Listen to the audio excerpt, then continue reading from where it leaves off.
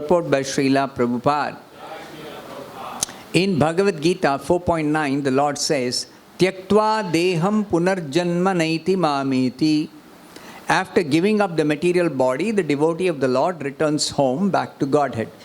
This means that the devotee is first transferred to the particular universe where the Lord is at that time staying to exhibit his pastimes. There are innumerable universes, and the Lord is appearing in one of these universes at every moment. Therefore, his pastimes are called Nitya Leela, eternal pastimes. The Lord's appearance as a child in the house of Devaki takes place continuously in one universe after another. Therefore, the devotee is first transferred to that particular universe where the pastimes of the Lord are current. As stated in Bhagavad Gita, even if a devotee does not complete the course of devotional service, he enjoys the happiness of the heavenly planets where the most pious people dwell, and then takes birth in the house of a Shuchi or Sriman, a pious Brahmana or a wealthy Vaishya. Shuchinam Srimatam Gehe Yoga Brashto Vijayate. Thus, a pure devotee, even if unable to execute devotional service completely, is transferred to the upper planetary system where pious people reside. From there, if his devotional service is complete, such a devotee is transferred to the place where the Lord's pastimes are going on. Herein it is said, Sambhavantu Surastriyaha. Surastri, the women of the heavenly planets, were thus ordered to appear in the Yadu dynasty in Vrindavan to enrich the pastimes of Lord Krishna. These Surastri, when further trained to live with Krishna, would be transferred to the original Goloka Vrindavana. During Lord Krishna's pastimes within this world, the Surastri were to appear in different ways in different families to give pleasure to the Lord, just so that they would be fully trained before going to the eternal Goloka Vrindavana. With the association of Lord Krishna, either at Dwarkapuri, Mathurapuri, or Vrindavan, they would certainly return home back to Godhead. Among the Surastri, the women of the heavenly planets, there are many devotees such as the mother of the Upendra incarnation of Krishna. It was such devoted women who were called for in this connection. Thus ends the Bhaktivedanta purport. Om Ajnanatimmirandasya Jnananjana Shalakaya Chakshurunmilitam Yena Tasmai Shri Gurave Namaha. Nama Om Vishnu Padaya Krishna Presthaya Bhutale Srimate Bhaktivedanta Swaminiti Namine. Namaste Saraswate Deve Gauravani Pracharine Nirvishesha Shunyavadi Paschatya Deshatarine Jaya Shri Krishna Chaitanya Prabhu Nityananda Shri Advaita Gadadhara Srivasadi Gaura Bhakta Vrinda Hare Krishna Hare Hare Hare Rama Rama Rama Hare Hare. So today is the most auspicious appearance day anniversary of Lord Krishna, celebrated throughout the world as Sri Krishna Janmashtami. So the Bhagavatam gives a detailed description of Krishna's birth, activities, and the Bhagavad Gita says, Tyaktva deham punarjanma naiti mameti. If somebody is able to understand in truth the transcendental nature of Krishna's birth and activities, then they don't take birth again at the end of this life. They are eligible to go back to Godhead. Now, the Bhagavatam is a description about Krishna specifically. All the Vedic literature are describing God. But the details of the personality of Godhead, there are three features of God called Brahman, Paramatma and Bhagavan. This is what the Bhagavatham explains. Brahmeti paramatmeti bhagavaniti shabdyate. The absolute truth is understood by different knowers of the truth, different people who realize the truth in three ways. As Brahman, that is the impersonal aspect of the absolute truth, the impersonal Brahman. Then Paramatma, the Lord who is present in everyone's heart in this world, in this material world. He has entered into every person's heart and is directing the wandering of every living being. This is also explained by Krishna in the Bhagavad Gita. The Brahman is described as Brahmano hi pratishtaham. Krishna says, I am the basis of the impersonal Brahman. So the impersonal Brahman, even though it is also one aspect of the absolute truth, it is resting on Krishna. Krishna is the basis of that impersonal Brahman. That impersonal Brahman is manifest as the energies of the Lord. The Supreme Lord is there, Krishna, and his energies are also there. So the energies are nothing but his impersonal feature. Impersonal feature as Brahman, Brahman energy. Then there is the Paramatma feature. Krishna says, Sarvasya chaham hrudi sannivishto matta smrutir jnanam apohanam cha. That I am seated in everybody's heart as Paramatma. And as Paramatma, he is giving smriti, remembrance, knowledge, jnana, apohana, and forgetfulness. So, he is also described as Ishvara Sarva Bhutanam Hriddeshe Arjuna Tishtati. The Supreme Lord is also seated in everybody's heart as Paramatma. And what is he doing? Brahmayan Sarva Bhutani Yantra Rudhani Maya. All living beings in whose heart Krishna enters as Paramatma, he is directing their movements. All living entities are wandering in this world from one body to another, one life to another, one planet to another. So this wandering is directed by Paramatma. That is Paramatma. Then the topmost feature, the ultimate feature of the absolute truth is Bhagavan. Bhagavan is the personality of Godhead, the supreme person. Now this person is not limited. Just like Brahman and Paramatma are not limited. Energy is unlimited.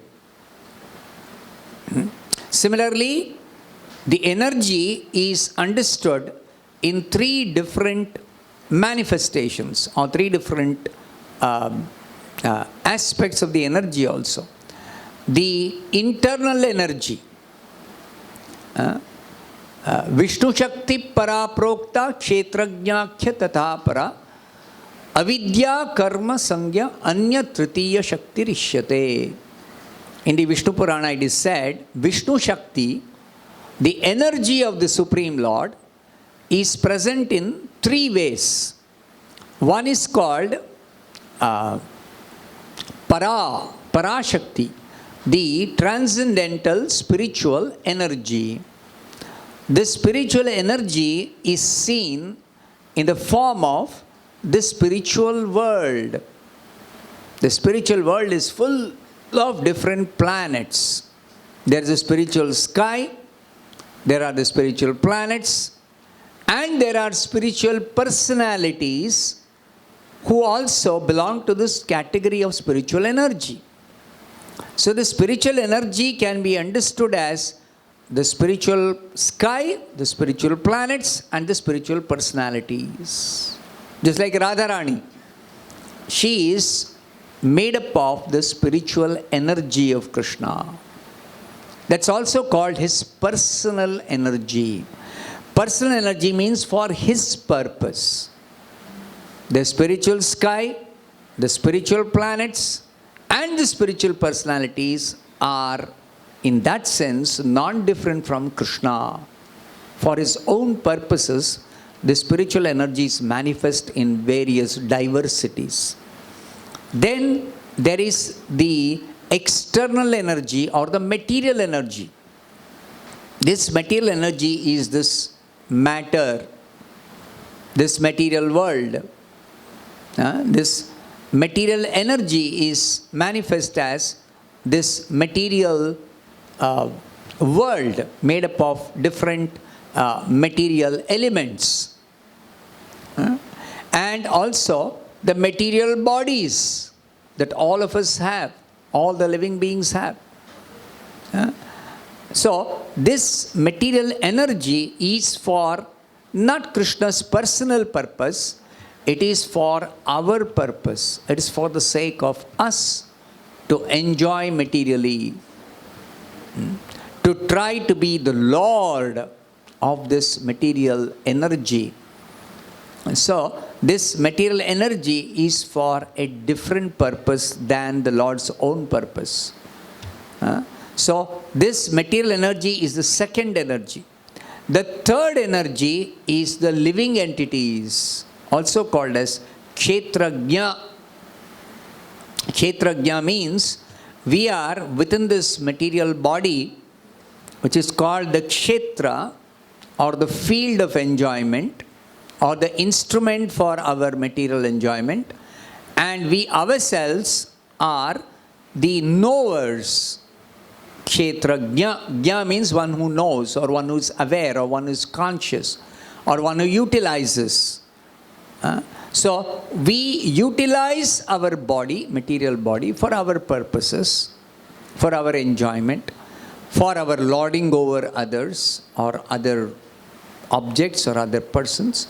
So that is called Kshetrajna, the third kind of energy. So we are also in the category of energy, but we as energy are different from the internal and external energy. Internal energy is exclusively for the Lord's purpose. Material energy is for us, the living entities in this material world, to enjoy materially, to lord over materially. And as the living entities, actually, we are in the category of energy, but we have got a personality also. The spiritual energy is person, the material energy is imperson, and we are in between the personal and the impersonal energies. We are called marginal energy. As marginal energy, we are both energy and we are person. We are both energy and person. But the difference between us and the spiritual energy, which is also energy and person, the spiritual energy is Krishna's own energy for his purposes. We are meant to actually cooperate with Krishna for his pleasure. That is our position. But if we also have free will, tiny amount of free will, that we may exercise not to cooperate with Krishna for his enjoyment.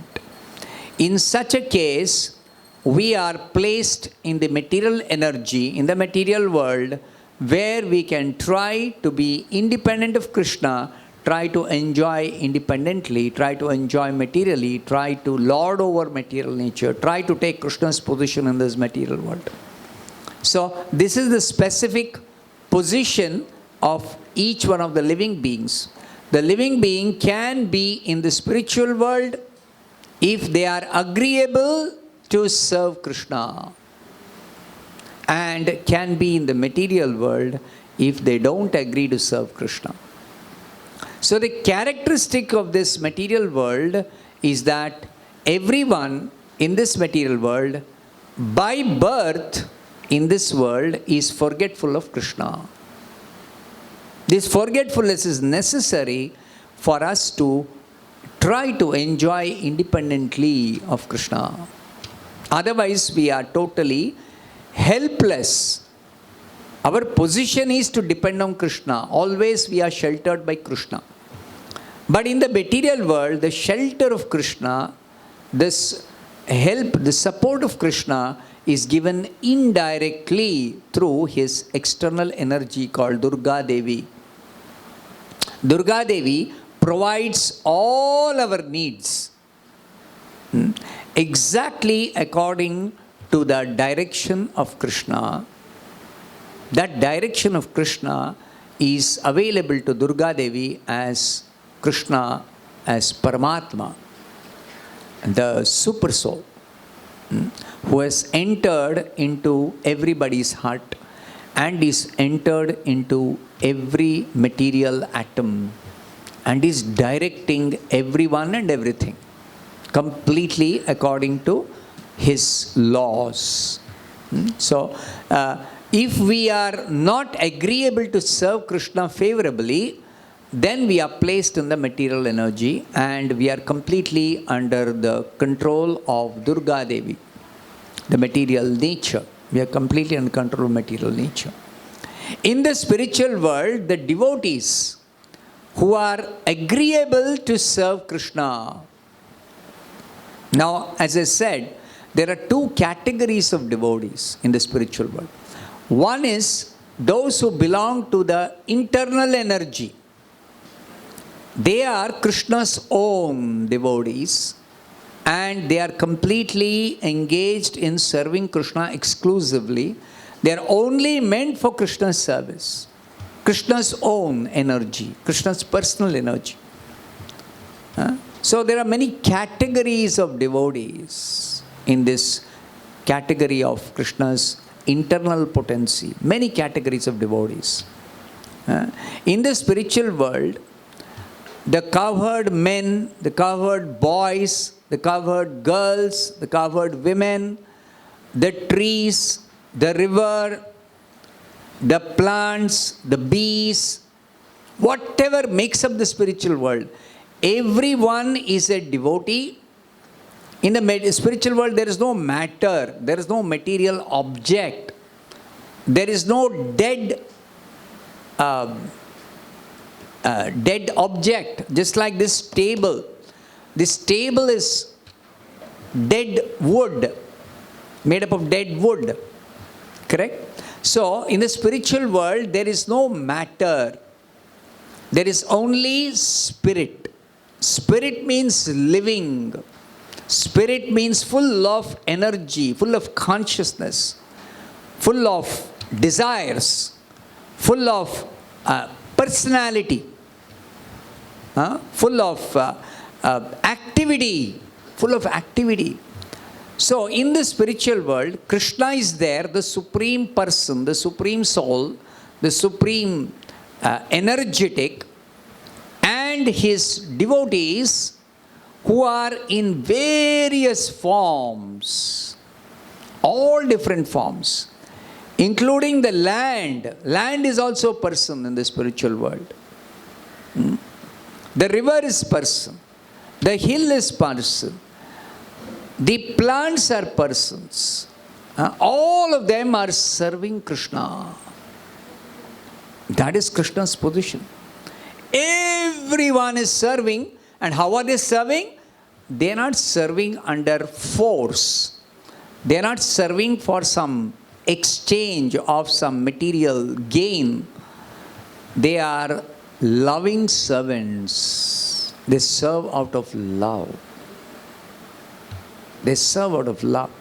So Krishna reciprocates with all his devotees by giving them the love in exchange for their loving service. Krishna does not pay any of them. Krishna does not do anything in exchange for their service. He only gives them his love. And that love is most relishable. Most relishable. It is called, this love is called prema. And it is specifically qualified as Krishna prema. Krishna prema. That Krishna prema is so relishable that the devotees who serve and Krishna out of love and taste that Krishna prema, the reciprocation of Krishna, they don't want anything else for their service. Even if Krishna were to offer them anything else they may want, they'll say, we don't want anything else. Because nothing else can be as relishable, as pleasurable, as enjoyable as Krishna prema. This Krishna prema is full of different mellow taste called rasa. Just like you have varieties of fruits. Now, each fruit has got a particular kind of relishable taste. Even though all fruits generally are sweet. But the degree of sweetness is tinged with different other tastes for us to able to relish the different fruits. So, like that, the mellow taste of love which Krishna reciprocates is full of different varieties of rasa. Different varieties of rasa. These rasas are actually exchanged between Krishna and his devotees in different proportions, in different varieties. So this is an elaborate subject matter, which is the subject matter of the Bhagavatam. So we are meant to enjoy that rasa in our loving relationship with Krishna. And it can be experienced only when we render loving service to Krishna. Now, this particular aspect of Krishna Bhakti is actually the most confidential knowledge in the Vedic literature. This knowledge is not understood till somebody becomes serious about spiritual life. Until one is serious about spiritual life, one will not be able to understand what is this Krishna prema, what is Krishna's personality, what is Krishna's spiritual world, who are Krishna's devotees belonging to this internal potency. Now there are other category of devotees of Krishna who are actually living beings like you and me. They are living beings. They are Jivatma. But the difference between them and us, that means the living beings in the spiritual world and the material world, the difference is, in the spiritual world, the living beings, the Jivatmas, the spirit souls, are voluntarily, lovingly serving Krishna. And they have no desire to enjoy materially, to be the Lord, to exercise any kind of independence from Krishna. No. So, we in the material world, we are desirous of enjoying materially. We want to be independent. We want to lord over others. We want to take Krishna's position in this world. Just like it is seen, a person may be the lord of family or lord of one small business or lord of one particular community or province or state. or the entire world, country or the world, or even of different planets or planetary systems, or even of the whole universe. So in the material world, different jivatmas are occupying different positions. From Brahma, the Lord of the universe, up to the most insignificant ant or insignificant creature. All different lords, if they have nobody to lord over, then they consider themselves as the lord of their body. I am the lord of my body. You see, that's the least. That's the least lordship. And in the spiritual world, just the opposite. Everything the devotees understand belongs to Krishna. I belong to Krishna. My body belongs to Krishna. Whatever I have as possessions belongs to Krishna. The spiritual planets belong to Krishna. The spiritual world belongs to Krishna. Everyone and everything belongs to Krishna. And therefore, everyone and everything are simply serving Krishna for his pleasure. For his pleasure. And what does Krishna do? Krishna simply is engaged in serving his devotees for their devotees' pleasure. See the wonderful atmosphere in the spiritual world, the atmosphere of love. What prevails in the spiritual world? Only love. Krishna loves his devotees, devotees love him. And everyone is devotee. There is nothing other than Krishna and his devotees. We say spiritual world, we say spiritual planets, but the spiritual world itself is devotees. The spiritual planet itself is devotee. The spiritual land is devotee. There is one verse we chant, Divyad Vrindaranya Kalpadrumadaha. Vrindaranya, the forest of Vrindavan, is actually Divyat. It is completely spiritual. Spiritual means that Vrindavan forest is person. Is person. In that form of the forest, the shape of the forest. Why? Krishna enjoys his pastimes in Vrindavan. Krishna resides in Vrindavan with his mother and father and his devotees. So Vrindavan forest is actually person. But what kind of person? Spiritual person, not material person. So even now, the Vrindavan where Krishna appeared, the Mathura where Krishna was born, the Vrindavan where Krishna performed his pastimes immediately after his birth, that Vrindavan is still there.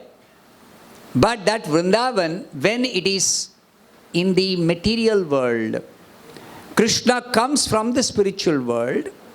When he incarnates, he brings with him his spiritual world, his Vrindavan, his Mathura. From the spiritual world he brings. And he leaves behind. So, the ordinary tract of land which we call Vrindavan, that is one material tract of land with some living beings, with some forest, with some trees, with some rivers, with some hills. That is one Vrindavan. Krishna brought down. And that Vrindavan Krishna leaves behind when he returns back to his spiritual world. Krishna comes and he performs his pastimes and he goes back. So when he goes back, he leaves behind his Vrindavan Dham, his spiritual Vrindavan, which he brought. Now, the spiritual Vrindavan which he brings, it's not that when he brings that spiritual Vrindavan, the spiritual world is missing. No. In the spiritual world, everything can be expanded without any deterioration. Just like if there is already one Vrindavan, when Krishna comes here, he brings that same Vrindavan, that Vrindavan remains and this Vrindavan also is there. So this Vrindavan remains here in this material world. And that Vrindavan is also there. Now Krishna comes Krishna himself is there in the spiritual world. He also comes to this world in his original form. He expands. He expands. So it's not that when Krishna comes here, he is absent in the spiritual world. He is present in the spiritual world always, eternally. Here, sometimes he becomes visible. But his coming to the material world, his becoming visible in this material world, since material world consists of many universes. So, how many universes are there? Unlimited, virtually unlimited. It's not unlimited, but it's, we can say, for our calculation purpose, we can say unlimited. So many universes. So, in each universe, every moment, Krishna is performing his Leela in the material world. So, 5,000 years back in our universe, particular universe, Krishna appeared. Then the next moment, Krishna is appearing in another universe. The next moment, he is appearing in another universe. Like that, Krishna is continuously appearing in this material world, in different universe. It is just like, Prabhupada gives the example from the scriptures. Just like the sun has risen in Chennai today, let's say at 6 o'clock. Now, at that time, somewhere else, the sun has already risen and is in a different position. And somewhere else, the sun is overhead. And somewhere in America, it is midnight. The sun has already set and it is midnight. So the same sun is present in its position.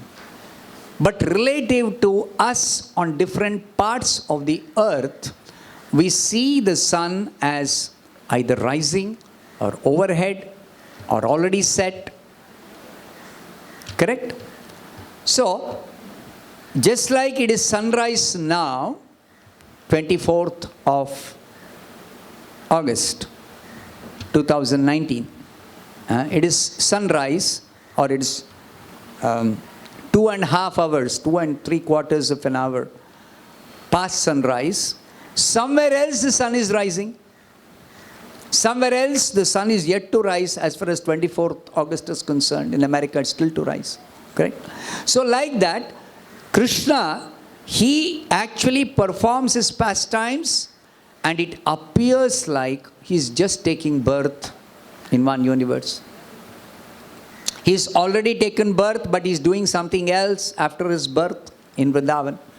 Or he's already finished his pastime in Vrindavan, he's doing something in Mathura. He's finished his pastime in Mathura somewhere else, some other universe, he's now in Dwarka. Like that, this Leela is appearing at different times in different universes, but Krishna is engaged in his pastimes in the material world and in the spiritual world. The difference is, in the spiritual world, it is not appearing to change with time, elapse with time. In the material world, it appears like Krishna has taken his birth 5,000 years back, and with the passage of time, it is becoming, time is making us perceive events that are happening as past, present and future. That's the nature of material time. Spiritual time is ever present. There is no past, there is no future. Why?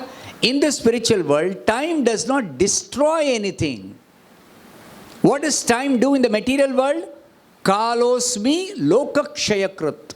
When Krishna showed his form as time to Arjuna, 11th chapter of the Bhagavad Gita describes. Arjuna said, let me see the form in which you have entered into this world and you are controlling and directing everything. So one form of Krishna who has entered into this world and is directing and controlling everything is Paramatma. Another form of Krishna who has entered into this world and is controlling and directing everything is Kala. This Kala is one energy in the form of energy, which is not at all visible. It's not visible. But Kala is acting. And Kala is actually, what is Kala doing? Kala is destroying everything that is created. Destroying everything that is created. Now the destruction is not as if it was there, previous moment, next moment it is gone. No. It destroys little by little by little by little by little. So Kala destroys the whole universe at the end of the universal time, the duration of the universe, the life of Brahma. But the destruction is happening little by little by little.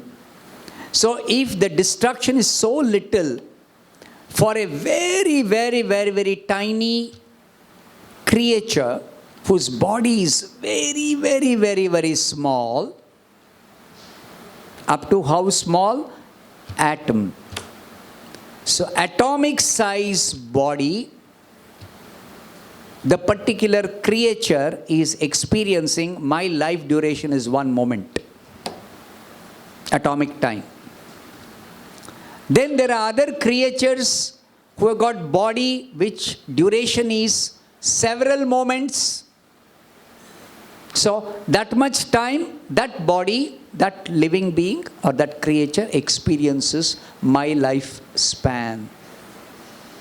So this lifespan is nothing but atomic time to universal time. Universal time, lifespan is that of Brahma. And atomic time, atomic creatures. Atomic creatures. So different creatures, different persons are perceiving time in terms of the body they have. Just like because you have got a particular body in which you are inhabiting, that body has got, let's say, a lifespan of 80 years. So you calculate based on your birth, somebody else's birth as before your birth, you say, oh, he was born before me. Or so and so is my father who actually was born before me. Then somebody else, you say, is born after you. It's all based on your birth, your existence in this particular body. So our calculation of past, present and future is based on our body. It's based, if the only reference we have is our body. We don't have any other reference for this past, present, future calculation. So this is time. What does time do? It simply destroys. So kalosmi lokakshayakrit. Krishna simply as Kala destroys everything. So he was present on the battlefield of Kurukshetra on the side of the Pandavas as Kala. Therefore, the Pandavas were the only ones who survived. Everybody else was destroyed on the battlefield of Kurukshetra in Krishna's form as Kala. So therefore, in the 11th chapter of Bhagavad Gita, Krishna tells Arjuna was hesitating to kill. First he thought, how can I kill my kinsman for the sake of me to enjoy a kingdom? I don't want. Then he thought, it's my duty to fight in this battle. But then how can I kill Bhishma and Drona, respectable superiors? So Krishna told Arjuna, whether you want to kill or don't want to kill, whether you participate in this fight or don't participate, I have already killed everybody as Kala. I have already destroyed everybody as Kala. Bhishma, Drona, Karna. All the assembled kinsmen of Arjuna, all the Kauravas, everybody. I have already killed. So you simply can participate in this fight as my devotee and take credit for winning this battle, for becoming the hero of the Mahabharata war, the Kurukshetra war. That's all. So, therefore, Arjuna understood, as Kala, nobody can stop anybody's destruction, or the destruction of the whole world itself. Nobody can stop. So, it is Kala, another aspect of Krishna, which was shown to Arjuna in the universal form. So universal form also is difficult to understand.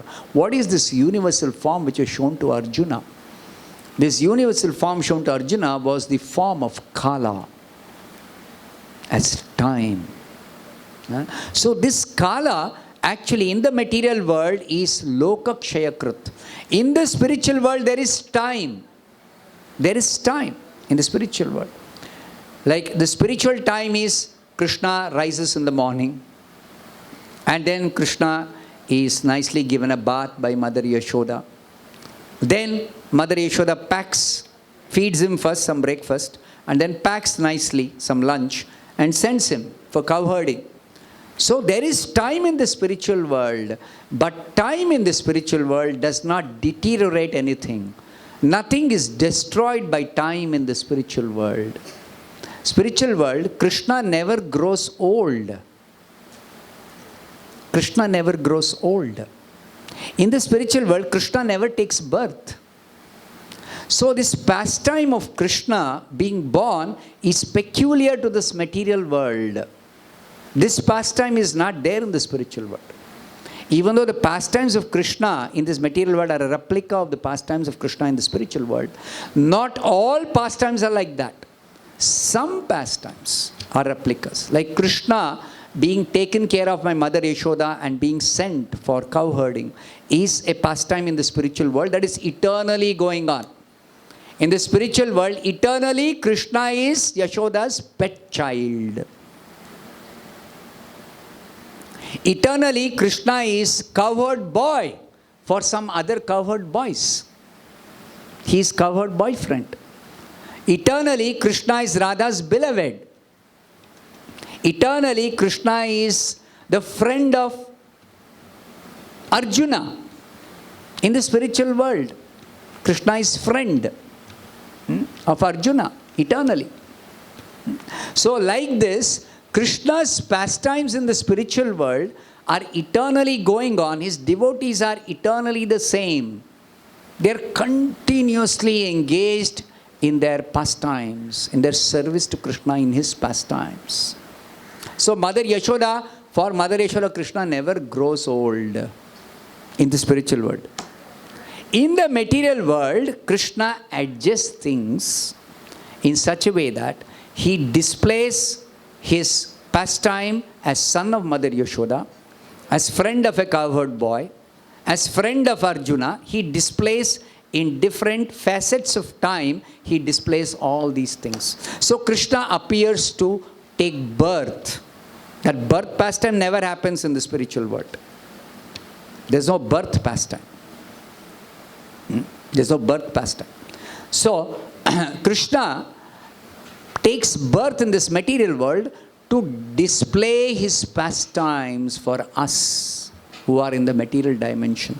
We have no access to the spiritual dimension in our present condition. We cannot enter the spiritual world. We cannot see the spiritual world. But Krishna comes and becomes visible in a form in which we can see with his ordinary eyes. But that form is not a material form. We can generally see material forms. We can't see spiritual form. But Krishna comes in a spiritual form and he becomes visible like a material form. So people who see Krishna with ordinary eyes, they will think Krishna is an ordinary boy, ordinary child, ordinary king, ordinary prince, ordinary cowherd boy. Like that they will think. But actually Krishna is not not having any ordinary body. He doesn't have any material body. Similarly, Krishna's devotees who come from the spiritual world, they also come in a spiritual form, in their original spiritual form, like Mother Yashoda. She comes in her original spiritual form and she performs the work of Krishna's mother. So some of the devotees in Krishna Leela, 5,000 years back when it was performed by Krishna in this material world, some of the devotees are directly from the spiritual world in the spiritual form. Some of them, they join Krishna's devotees as devotees. They take birth in that family in which Krishna appears, just like this verse that I read. This verse, the background is, how much time do I have? Another 10 minutes, I'll finish up 10 minutes.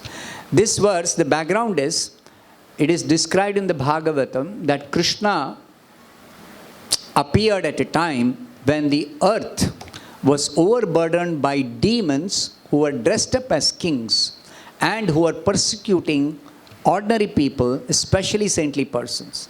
So Mother Earth, there is a personality controlling this earth planet that is called Bhudevi. She is one of the demigods, one of the devatas, or one of the demigods controlling. So Bhudevi, she became aggrieved by these demons who were ruling the earth planet, but not ruling according to proper principles, exploiting the people. And she went to Brahma to complain of this lawlessness, of this exploitation, of these demoniac activities by these demons who are not properly ruling the people and persecuting the saintly persons and the common people. So she went to complain to Brahma. Brahma realized that these demons have become very, very, very, very powerful by mystic power, by acquired mystic power, yoga shakti, yoga siddhi. They have performed tapasya and they have got a lot of power. So when they get more power than what the demigods can exercise their own power to control, then the demigods are unable to do anything. But among the demigods, different demigods have different degrees of power. Brahma has the highest power. But above Brahma is one other personality. Sorry, above Brahma there are two other personalities in this world. One is Shiva. Shiva is also playing the part of a devata, a demigod. But Shiva is not like other devatas. He is not like other devatas. He is a special incarnation of Krishna for a particular purpose in this world. He appears in this world not as a person desiring to enjoy this material world, no, but as an incarnation, a special incarnation called Gudavatara, who comes for this purpose of performing that work of Devata as Shiva, destroyer of the world. Different times, different destruction has to take place, different forms of Shiva called Rudras, they are destroying. There are so many Rudra Ganas. They are all destroying at different levels. Elemental level, at the level of the planet, at the level of causing destruction through torrential rain, at the end of one kalpa, like that. Different Rudras are there for destroying.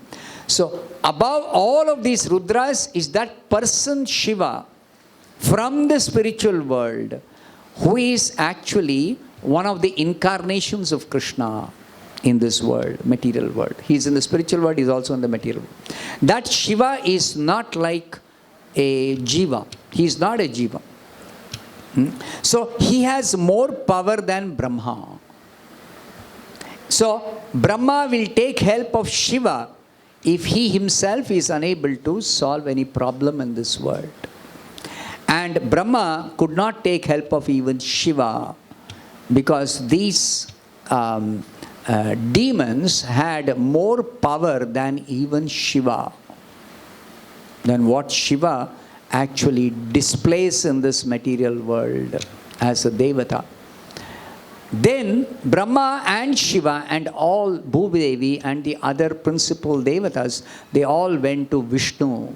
Vishnu is the ultimate personality. Vishnu also plays the part of a devata, but Vishnu is not a devata.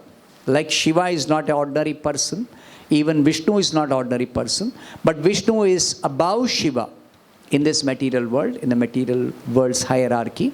Vishnu is the supreme person, and Vishnu actually solves all problems that Brahma or Shiva may have.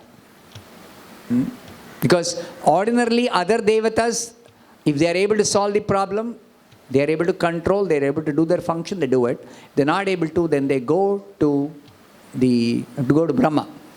And if Brahma is not able to solve, then he takes help of Shiva. If Brahma and Shiva cannot solve, then both of them go to Vishnu. So they went to Brahma, Shiva and Bhudevi and some other principal devatas. They all went to Vishnu.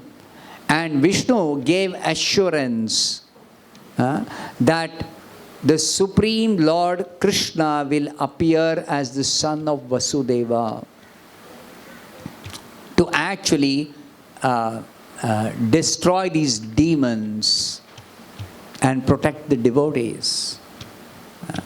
Now, for the sake of assisting the Lord in his Leela, in his pastime of killing the demons and protecting the devotees, Surastri, the wives of the Devatas, should appear in the Yadu dynasty to participate in the Leela.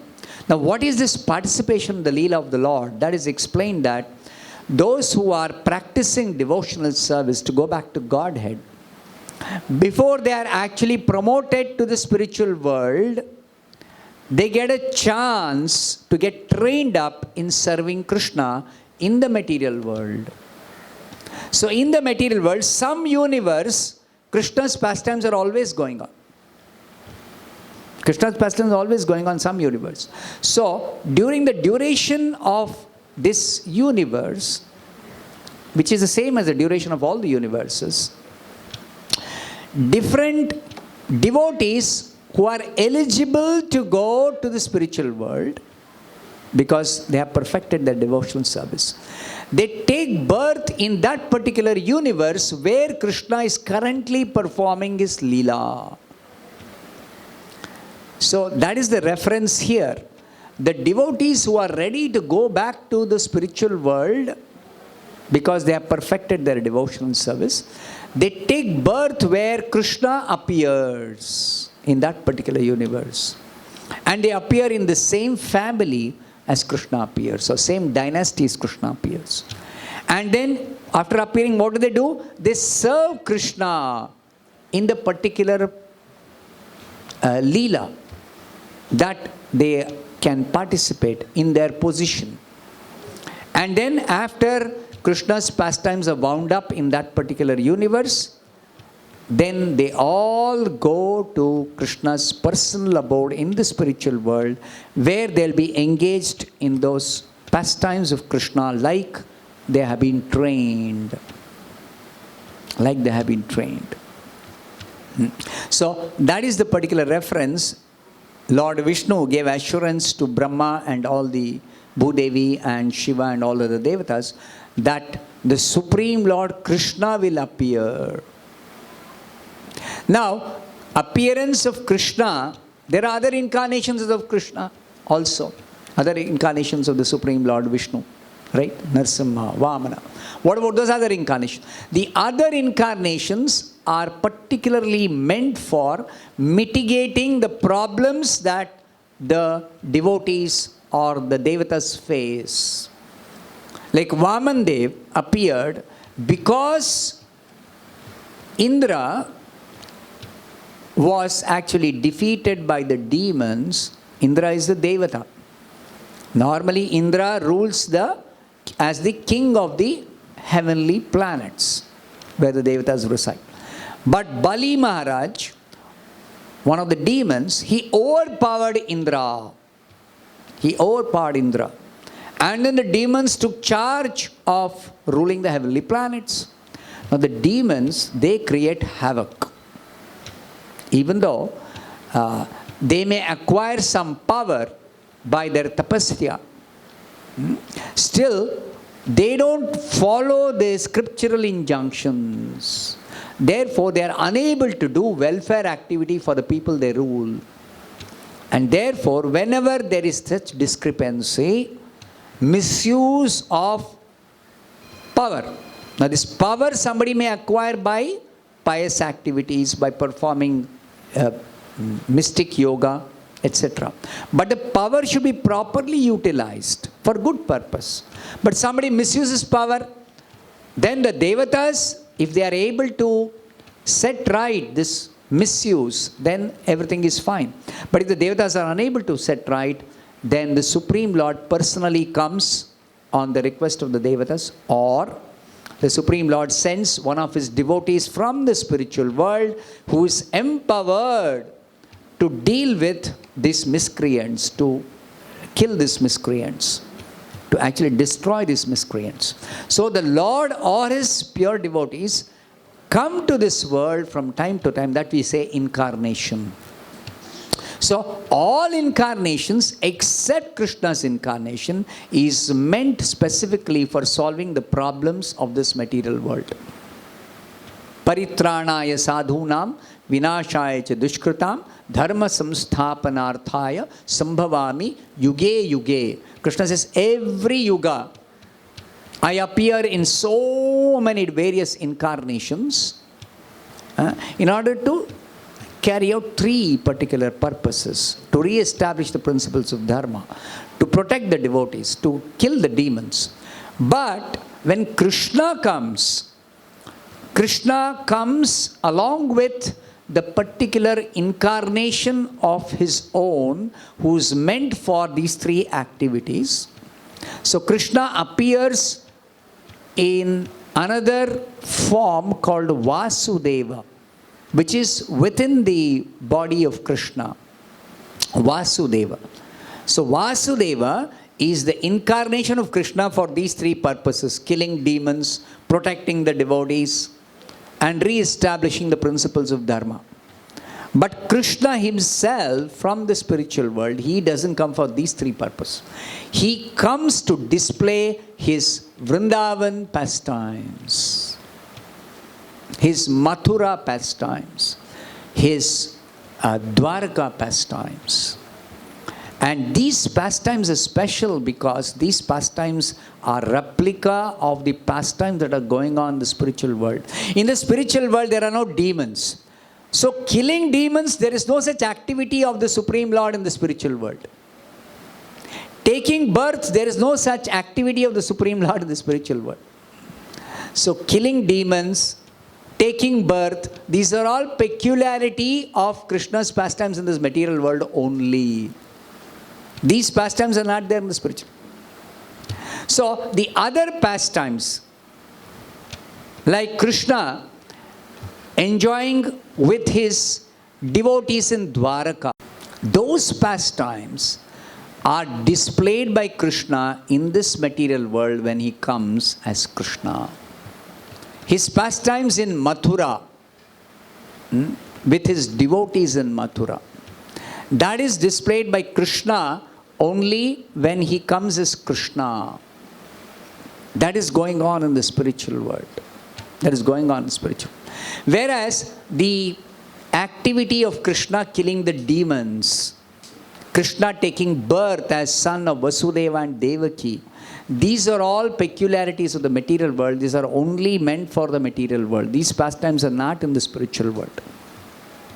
So these pastimes in the material world, which are peculiar to the material world, are performed by different incarnations of Krishna as Vasudeva, Sankarshana, Pradyumna, Aniruddha, Narasimha, Vamana, Vishnu. All other forms, all other incarnations are meant for this maintenance of the material world, for solving the problems of the devatas, for protecting the devotees, for killing the demons.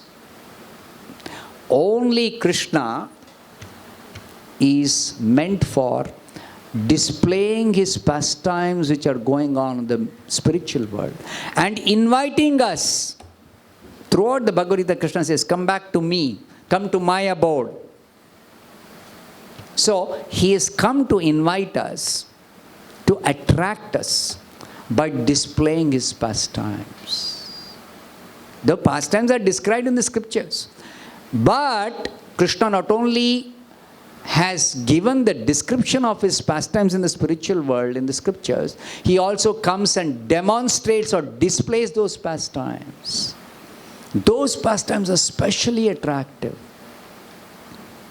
Like you see in all other pastimes of the Lord, in other incarnations, the pastimes are displayed where he protects the devotees, or he displays his power of killing the demons, or he gives instructions to different sages where he reestablishes the principles of religion.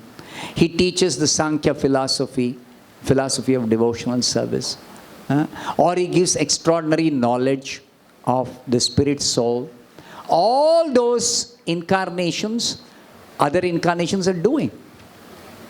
But never in any other incarnations, there are these attractive pastimes performed in the association of his associates in the spiritual world who also come with him and who are simply engaged in enjoying. Just like in Vrindavan. Even though occasionally demons will come and disturb, those demons are taken care of by Krishna's expansion as Vasudeva. Krishna has nothing to do with these demons and killing those demons. No. He is simply engaged in his pastimes with his devotees in Vrindavan. He is simply engaged as a cowherd boy in playing with the other cowherd boys, or in taking service from Mother Yashoda, or in dancing Rasa Leela with the gopis, or in stealing butter in other elderly gopis' house to give them pleasure of serving him in that way. So Krishna's appearance is only for the sake of attracting us by his wonderful pastimes. That's why Krishna's appearance is very special. That's what the 10th canto explains. Shukadeva Goswami explains. Krishna's appearance is not like the appearance of any other incarnation. All incarnations are divine, are completely transcendental. But Krishna's appearance is different in this regard. So, if we understand Krishna's transcendental appearance for the purpose of attracting us to go back to the spiritual world, not for the purpose of we becoming free from our problems because some demons are disturbing, or because we don't understand the spiritual or the religious principles and Krishna explains it in any of his incarnations. No, that is not the real thing. So the confidential message of the Bhagavad Gita is not just how we can live here by properly following the rules and regulations and actually become free from karma. No. The real purpose of Bhagavad Gita is to attract us. This is what Krishna explains in the Bhagavad Gita. Machitta madgata prana bodhayanta parasparam katayantascha mam nityam tushyanti cha ramanti cha. Krishna says, my devotees, they are always thinking of me. Machitta madgata prana. Their lives are dedicated only for my service. And what is their specific service? One special service. Bodhayanta parasparam. They are discussing between themselves. What are they discussing? Katayantascha mam nityam. About my pastimes, my activities. About me. They are discussing constantly. And they are tushyanti cha ramanti cha. They are deriving great pleasure and satisfaction out of such discussing my pastimes. So that's what Shukadeva Goswami did. He sat and he spoke to Parikshit Maharaj. And Parikshit Maharaj was simply hearing. Shukadeva Goswami was simply describing Krishna's pastimes. Now, in order to prepare us to understand Krishna as a very unique personality or incarnation, Shukadeva Goswami presents all other incarnations and explains who is God. Don't think of God as another powerful being in this world, as another devata or another yogi or another jnani or another tapasvi. No. God is not another person of this world. God is from the spiritual world. God is the supreme person. He is different category. And when He comes with His power, which is not to be compared with anybody else's power. So in all incarnations of the Supreme Lord, He displays more power than any devata. He gives knowledge which no other learned person or devata can give us. So He displays His extraordinary power, His extraordinary beauty, His extraordinary strength, His extraordinary knowledge, intelligence, everything He displays in different incarnations. Only in the Krishna incarnation, which we are prepared through 9 cantos of the Bhagavatam, so that we don't misunderstand Krishna dancing with the gopis. We don't misunderstand that it's like some ordinary boys and girls, young girls, beautiful girls and handsome boy, they're dancing together. Because in the material world it goes on. Don't mistake Krishna's rasa dance to be like that. So Vyasadeva is preparing us to understand Krishna as the Supreme Personality of Godhead, who engages in His loving pastimes with His devotees out of love, not out of some material attraction, not out of some material lust, free from lust, free from material conceptions, free from all material considerations. Krishna is enjoying in the spiritual world. He's coming here, displaying, demonstrating to attract us. You can also join my pastimes in whichever way you want. My pastimes are not limited, they're unlimited. Some pastimes I display here. And you learn more about these pastimes from the scriptures, from the devotees. They describe Krishna's pastimes unlimitedly.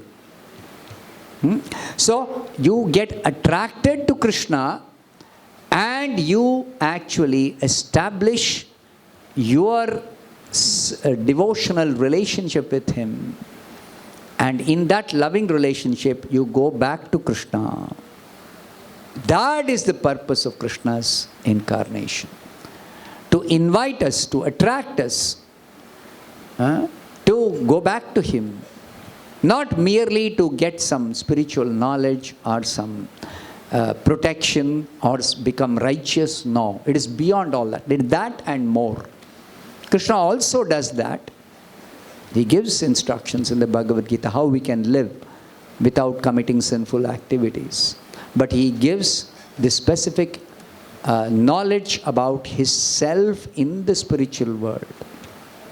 So that's how Krishna's incarnation is very, very special. I'll stop here. Grantharaj Srimad Bhagavatam ki jai, Srila Prabhupada ki jai.